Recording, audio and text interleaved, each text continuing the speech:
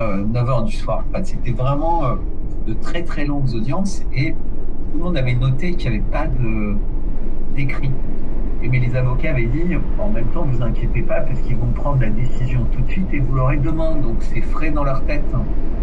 Sauf qu'ils nous ont annoncé qu'ils ne donnaient pas la décision maintenant ou demain.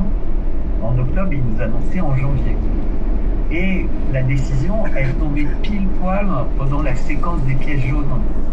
Donc c'était bizarre. Et puis en plus, on sait la situation internationale. Tu vois, mais il y avait donc Brigitte Macron qui était au 20h de TF1 la veille et elle en a parlé. Donc nous, on n'a pas le droit de s'exprimer, mais elle passe au 20h et peut-être qu'elle parlait, on était déjà condamnés. Très probable que le président ait suffisamment de contacts pour connaître le jugement en avance. Et le lendemain, elle était dans une grosse émission TF1, etc., etc. Et tous les médias nous ont condamnés. Alors ce qui est drôle, c'est que c'est un jugement de première instance. Donc on est déjà un certain nombre à avoir fait appel. Donc en fait, on n'est pas condamné. On est condamné une fois que tous les recours sont utilisés. Et on a tous vécu pour, par exemple, Nicolas Sarkozy, et pour un monde, le fait de dire arrêtez de parler de cette affaire, puisqu'il n'est pas encore définitivement condamné. Et on sait qu'une condamnation définitive, ça peut prendre 115 ans. Mais nous, si tu te rappelles bien, on était condamnés en octobre, c'est-à-dire que tous les médias nous étaient déjà condamnés, les réquisitions ne sont pas assez sévères, il faut aller condamner plus, il faudrait ceci. Et une fois que le jugement de première instance est arrivé, c'est complètement délirant quand tu regardes les faits. Pareil, on a été recondamné. Donc en fait, on n'est pas condamné par les juges en réalité. On est condamné d'avance par une loi qui a été rédigée pour condamner les personnes qui seront ciblées par des gens puissants au sujet de cette loi. Mais on est surtout condamné par les médias.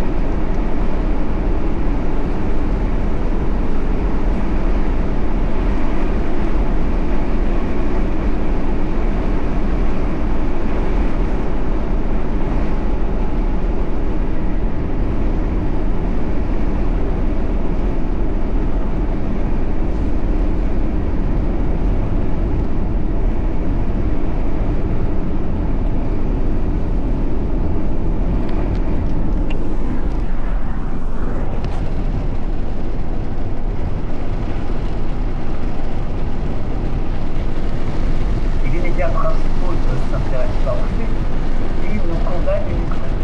Et tous les médias dissidents qui auraient dû, au moins au sein de la dissidence, dire à quel point cette loi est d'une part un scandale et que c'est bien de se passer ce jugement est une bombe atomique pour la liberté de penser et la liberté d'expression, n'ont fait que reprendre les dépêches en disant ben voilà ce qui s'est passé, ils ont été condamnés. Personne n'a appelé pour dire mais pourquoi tu as été condamné, c'est quoi les explications. Ils ont repris exactement ce que disait l'AFP. Alors lui, il a été condamné parce qu'il a fait un faux montage, lui parce qu'il a dit un commentaire très violent, etc. Mais s'ils avaient posé la question, ils auraient appris que le petit compte avec 20 abonnés, qui a fait un commentaire très violent. Son commentaire, il était sur un post d'un très très gros compte qui avait présenté une image et un commentaire hyper violent, mais qui lui n'a pas été embêté. Ah oui. C'est-à-dire que c'est le petit compte qui a été choisi dans le cadre d'une opération de casting pour faire passer un message et pour dire aux gros comptes, entre guillemets, très influents qui appartiennent à ce que j'appelle la mafia des marchands du temple,